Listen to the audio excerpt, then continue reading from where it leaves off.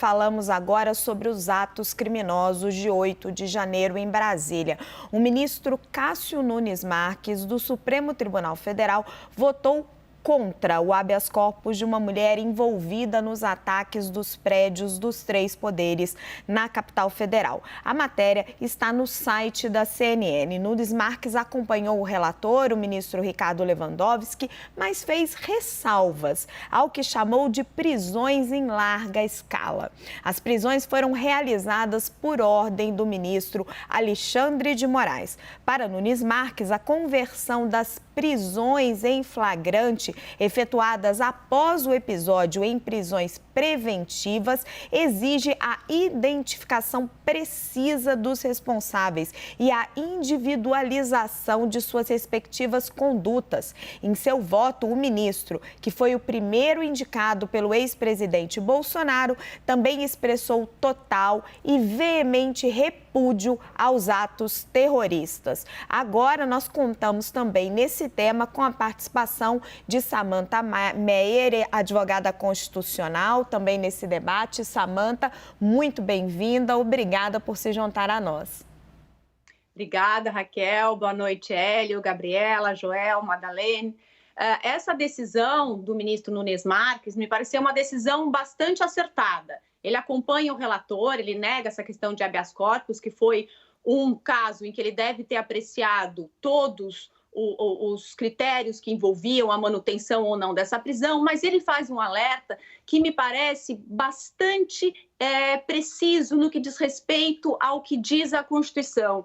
A gente sabe que no nosso ordenamento jurídico, uma pessoa só pode ser presa depois de uma decisão judicial transitada em julgado. Essas prisões cautelares, elas são exceção. E, na verdade, o que a gente verificou nesse ato de 8 de janeiro é que as prisões em flagrante, quase todas, foram convertidas em prisões preventivas, que são aquelas que não têm prazo. E que, para isso ocorra, a gente tem sempre que respeitar o princípio da individualização da pena, que é um princípio que está na Constituição, é um direito fundamental, é um direito humano. Ou seja, cada um só pode responder exatamente pelos atos que cometeu. E acho que esse aviso que ele dá nessa decisão é de que talvez não tenha havido tempo hábil nessa conversão da prisão em flagrante para a prisão temporária para se individualizar essas condutas. E isso é sempre algo muito temeroso. A gente não está falando aqui da gravidade dos atos, porque isso é indiscutível. A gente está falando aqui do critério. A gente tem que olhar com muito cuidado essas prisões temporárias, essas medidas cautelares, porque muitas vezes você pode ter colocado pessoas presas que efetivamente não cometeram esses atos. E isso é importante porque nós tivemos uma experiência muito negativa com excesso de medidas cautelares na Lava Jato e a gente tem que aprender com esses erros. Então, ele não concedeu habeas corpus, porque ele analisou o caso dessa moça e talvez não preenchesse, com certeza não preencheu os requisitos, mas ele faz digamos, um aviso no sentido de que o Supremo Tribunal Federal tem que estar mais atento para a concessão para a conversão dessas medidas da prisão em flagrante em prisão preventiva, que é exceção no nosso ordenamento jurídico, ou seja, a prisão só deve ocorrer com decisão judicial transitada em julgado. É isso que diz a Constituição e o próprio entendimento do STF. E ele faz esse alerta. Me pareceu um voto bastante acertado do ponto de vista constitucional. Gabriela, que é a nossa outra jurista, vou jogar o que a Samantha colocou para você. Ela acha que o ministro acerta ao fazer esse aviso. Para mim, parece um pouco confuso. Se ele faz todos os alertas, ele não deveria ter negado o habeas corpus? Ou não deveria ter, na verdade, divergido, dado um voto contrário? Eu entendo o que a doutora Samantha quis dizer, né? Ela falou, olha, nesse caso em específico, ele concordou com a prisão. Na verdade, ele fez como que eu posso dizer? Ele fez um alerta para outros casos, né? Meio que preventivamente, para se resguardar no seguinte sentido, olha, nesse habeas corpus, realmente eu não vejo motivo, né, para determinar a soltura, vamos manter a prisão preventiva, mas deixo ressalvado que, caso venha outro habeas corpus para minha avaliação e que eu entenda que, né, não houve individualização da conduta, que não há elementos suficientes para que se mantenha a prisão preventiva, eu vou votar em sentido contrário. Me pareceu que foi isso que ele disse. Agora, isso não quer dizer que os demais casos de prisão preventiva não têm o porquê de ser. né? Porque, pelo que a gente tem acompanhado, o ministro Alexandre de Moraes ele tem feito questão de analisar caso por caso, ele justificou muito detalhadamente, caso por caso, por que né, teve outras medidas cautelares, o porquê de não ter, né? Ele está sendo muito criterioso nesses casos do dia 8 de janeiro, então, assim, não há nenhuma evidência gritante até agora, pelo menos não que eu tenha conhecimento, de que houve algum abuso, algum excesso do Poder Judiciário. E os habeas corpus vão servir para isso, para corrigir, como a gente viu nesse caso, né, que foi utilizado de exemplo, o próprio ministro Cássio Nunes falou, não, aqui está tudo bem, aqui vamos manter a prisão preventiva. Joel, existe alguma incongruência? O ministro aponta, né? Nós estamos falando de prisões em massa e aí é difícil haver a individualização. Mas vamos trazer para um exemplo simples. Se você tem uma torcida organizada que vai e destrói um metrô, você vai falar em prisões em massa e você pode ter individualização das pessoas. Será que esse argumento, ele realmente funciona? Todo mundo que estava ali, que invadiu os prédios dos três poderes, estava invadindo, estava sendo ou fazendo diretamente ou sendo totalmente conivente com o vandalismo que ocorreu e estavam todos também pedindo golpe de Estado no nosso país. Você precisa, para você prender alguém nesse caso, você precisa ter uma evidência, uma prova de que a pessoa de fato estava ali. Mas estando ali, é claro que ela estava cometendo um crime. Agora, eu levanto duas perguntas. Ok, a pessoa foi fichada, levou para a polícia, estava ali presente, foi registrada, abriu-se um inquérito contra ela, vai se abrir um processo contra ela também. Ela não representa risco de fuga. Ela não apresenta risco de interferir nas investigações. Me parece, me corrijam as advogadas se eu estiver errado, me parece que não tem motivo para essa pessoa continuar presa depois disso. Foi devidamente ali fichada, a roda da justiça vai girar sim, ela vai ser julgada por aquilo que ela fez, mas ela não precisaria estar presa agora, né? Podemos adotar outras medidas, né? Talvez reter o passaporte, se acha que a pessoa pode ir para outro país, algumas medidas cautelares assim, mas a prisão... Me parece que a gente se acostumou muito no Brasil a manter preso, né? Todo mundo que está ainda sendo investigado ali até achar alguma coisa, sem um motivo muito concreto para justificar isso. Lembrando que a prisão, ela tem danos reais para a pessoa, né? Para a própria vida dela e também para a reputação dela. Ela já é considerada culpada, assim, desde o início, com uma prisão preventiva. Mesmo que depois, suponha um caso... Suponha, nem sei se existe esse caso, mas suponha que alguém estava lá perto, foi preso, foi fichado e depois vai se descobrir que, na verdade, ele nem estava participando dos atos. É uma possibilidade. Essa pessoa não devia estar presa preventivamente desde antes, porque ela já vai ser vista como culpada por todo mundo. Vou pedir licença para a Madeleine e para o Hélio, rapidinho, que ainda não falaram, só para jogar a provocação para a doutora Gabriela. A doutora Gabriela participa do Prerrogativas, que foi muito crítico à prisão preventiva nos casos da Lava Jato. Nesses casos é diferente, doutora? Eu não sou advogada de nenhum dos presos, né, no dia 8 dos atos golpistas, então eu não posso falar sobre o caso individual de ninguém, né? Mas só para responder um pouco, né, te respondendo e respondendo um pouco a pergunta do Joel, um dos argumentos que o ministro Alexandre utilizou foi o risco à ordem pública e como eles foram acusados de associação criminosa, o fato de eles soltos poderem se organizarem, né, porque seria como se fosse... falando em termos leigos aqui, como se fosse uma quadrilha, né? Uma quadrilha que foi montada ali para derrubar o Estado Democrático de Direito, para atacar as instituições, e eles na rua, eles teriam o risco de voltarem a se articular para dar uma tentativa de novo golpe de Estado. Então, um dos argumentos utilizado foi esse. Obviamente que a prisão preventiva, concordo com o Joel, não tem que ser o último, né? A última dos recursos, porque realmente você acaba taxando aquela pessoa, ela fica vista pela sociedade de uma forma muito negativa, mas vamos combinar que essas pessoas, elas mesmas se filmaram e fizeram questão de demonstrar que elas estavam cometendo aquele ato criminoso. A maioria do que estão com prisão preventiva declarada, não sei todos, porque são muitos, né?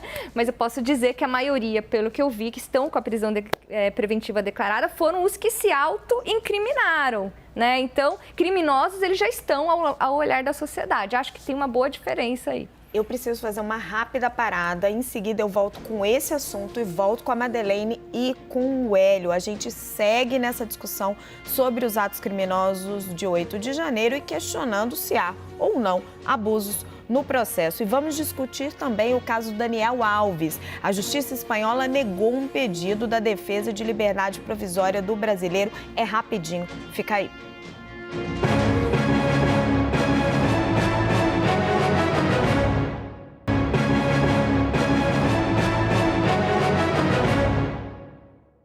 Arena de volta. Madeleine, a sua avaliação sobre o voto do ministro Cássio. Está incongruente ou não? Eu não vejo como incongruente. O que eu vejo é que ele faz um alerta que é um problema que o STF vai ter de resolver da individualização das condutas. Qual que é o problema que o STF tem? Está tudo no STF. O STF tem mesmo capacidade técnica para avaliar a individualização de todas essas condutas? Ou, sei lá, faz uma força-tarefa, chama juiz auxiliar? Porque se você pensar um caso tipo Mensalão, que tinha menos réus, foi quantos anos para julgar aquilo? O que vai fazer agora com todos esses réus para individualizar a conduta de cada um? Você tem individualizações de conduta em casos graves, o que tentou lá botar a bomba, explodir um caminhão-tanque de querosene de aviação. Você tem condutas que são graves de organização. Agora, de quem estava ali foi pego, todo mundo junto. Houve já uma dificuldade no início. Tem um relatório muito interessante da Defensoria Pública do Distrito Federal falando da dificuldade não só com relação a essas pessoas que foram presas, mas também do atendimento justo, digno e humano aos demais presidiários do Distrito Federal, que acaba sendo prejudicado. No início, essas pessoas estavam lá, teve de tudo aquilo ali na audiência de custódia, teve o golpe do Pix, que chegava lá, pessoas se passando por advogado, a pessoa pedia para a família para fazer um Pix de não sei quanto, teve o golpe do Pix, que a pessoa pegava os nomes de quem estava lá, fingia que era da Polícia Federal e ligava para a família pedindo fiança. Golpista que golpeia golpista. Sabe? E aí teve pessoas, por exemplo, que pagaram ali advogados para defender e que depois ficaram sabendo que não precisavam pagar. A questão, assim, a sensação de vingança é uma coisa que faz muito mais sucesso do que fazer justiça. Então, assim, eles merecem isso mesmo. Isso aí é a lei divina, o justiçamento, mas não é assim que o Poder Judiciário funciona. O Poder Judiciário tem de individualizar as condutas. Nos Estados Unidos, isso foi feito na invasão do Capitólio. Tanto que, lembra, o cara lá, o vestido de viking, era uma pena, o outro era outra, o cara que atirou era outra. São diferentes as penas de acordo com o tipo de participação que a pessoa teve. Isso terá de ser feito aqui. E o ministro Cássio Nunes Marques, ele provavelmente considerou que aquele pedido de habeas corpus que ele recebe é de uma pessoa cuja prisão preventiva era justificada, mas ele alerta, vamos ter de dar um jeito nisso, porque eles vão ficar o quê? Julgando habeas corpus por habeas corpus? Alguma coisa vai ter de ser feita de forma estrutural para se dar conta dessa realidade que a gente tem, que são essas pessoas presas em massa mesmo. É mais difícil de lidar, mas vai ter que lidar. E ele faz esse alerta, e não sei nem se é um alerta, mas ele faz, acho que, uma abertura de discussão para que se crie uma solução para isso, que ainda não foi criada. Hélio, e você? Você acha que estão tendo prisões em massa? Dá para dizer isso? Raquel, habeas corpus é um direito fundamental da civilização ocidental, desde a Magna Carta de 1215. Ninguém pode ser detido, isso está na nossa Constituição também, ninguém pode ser preso e considerado culpado antes de você ser julgado e ter todo o seu trânsito em julgado. Então, se a pessoa ainda não foi julgada e se não está naqueles casos especialíssimos para preventiva, ela não deveria estar presa. Ponto. Então, tem que ver um por um essas pessoas, tá certo? Eu tenho uma interpretação distinta sobre a atitude do Cássio Nunes Marques aí, nessa decisão. Eu acho que ele está frustrado, ele deixou claro que ele está preocupado com a falta de individualização, né? Eu acho que ele deixou claro que ele não está confortável em não conceder habeas corpus, tá? Mas eu nem considero que ele ache, isso é uma coisa que a gente pode verificar, que ele ache que no caso específico dessa moça a prisão preventiva é justificada. Eu tenho uma interpretação de que ele também está em cárcere privado. Ele votou por negar o habeas corpus, e foi 10-0, se eu não me engano, porque o Supremo é quem determinou a prisão.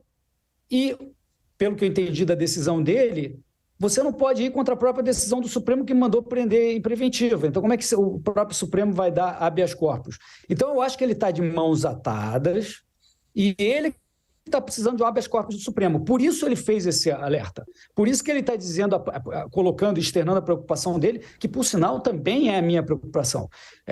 Ninguém deveria estar preso aí preventivamente antes do seu julgamento. Que a justiça acelere e faça logo o julgamento. Tá certo? Se o Supremo não consegue lidar, passe para as primeiras instâncias, que a primeira instância faça logo o julgamento. Enquanto não for julgada, a pessoa tem o direito de ficar livre, ou usar a tornezeleira, ou o que quer que seja, mas ficar detida sem estar claro que a pessoa está naquelas condições especialíssimas da preventiva não faz sentido no ordenamento jurídico brasileiro. Infelizmente, a gente já falou isso aqui muitas vezes, uma opção de gente sofre com esse problema, em especial os pobres. Não aqui nessa situação, estou falando agora em geral. Uma opção de gente mais simples acaba sofrendo preventivas recorrentes e postergadas para sempre e tal, e não tem um julgamento que ela merece ter para saber, afinal, se ela é culpada ou não. Doutora Samanta, queria pedir para a senhora esclarecer esse ponto do Hélio, que eu também vi isso na decisão, em que o ministro Nunes Marques diz que existe uma jurisprudência que você não pode contrariar uma decisão do Supremo em habeas corpus. Não sei se é exatamente isso, queria pedir para a senhora esclarecer e falar um pouco de como é que fica o clima dentro do Supremo quando você tem um aviso como esse dentro de um voto. Bom, Raquel, eu acho que essa questão do aviso é algo comum dentro dos julgamentos do Supremo, que o ministro alerte até, retomando qual é a posição da jurisprudência anterior, deixando expresso qual a sua preocupação com alguma decisão monocrática de outro ministro. Eu acho que isso é bem natural dentro do ambiente do Supremo Tribunal Federal. Eu sei que esse é um caso de grande repercussão, mas a decisão do Nunes Marques de chamar a atenção dos demais ministros para o que parece ser uma tendência, infelizmente, do STF, nesse caso das prisões em massa, é para alertar das possíveis consequências, porque, como o Hélio falou, a prisão tem que ser definitiva depois que você já não tem mais recurso. A regra do nosso sistema é esse. E, realmente, nesse caso que o Supremo chamou a competência para si, dizendo que, como os atos ocorreram dentro do recinto do STF, o Supremo seria competente. Aí eu concordo também com a Madalene. O Supremo não tem estrutura, 11 ministros, para individualizar a pena de cada um dos envolvidos no número enorme de processos, além dos demais processos que já correm no STF. Isso ficaria melhor para ser julgado em primeira instância e no foro competente. E, claro, o ministro Nunes Marques tem uma posição divergente, mas eu não acho que foi incoerente, porque nesse caso, ele analisou o caso dessa moça, que talvez nesse caso específico ela cumprisse os requisitos da manutenção da prisão preventiva. Então, era um caso em particular, mas o aviso que ele faz é para os demais casos. Ou seja, o Supremo precisa repensar se vai concordar com essas prisões em massa e o que vai ser feito daqui em diante, porque a gente tem que sempre ter em mente que o Supremo Tribunal Federal é o guardião da Constituição. Se o Supremo não cuida da proteção dos direitos fundamentais, e aqui a gente está falando de direitos fundamentais, que é o direito à individualização da pena e o direito de que ninguém será preso senão depois de uma decisão judicial transitada em julgado. Ou seja, o Estado tem que provar que eu sou culpado e eu tenho que ser condenado. E essas prisões preventivas são exceções e muitas vezes, eu concordo com o que o Joel falou, muitos podem estar presos sem não sequer terem um envolvimento no caso. Isso pode acontecer e o Supremo tem que estar atento a isso. Doutora Gabriela, quer fazer alguma pontuação? Aí a gente segue para outro tema? Acho que a gente está aqui, tá todo mundo mais ou menos concordando, né? Perfeito.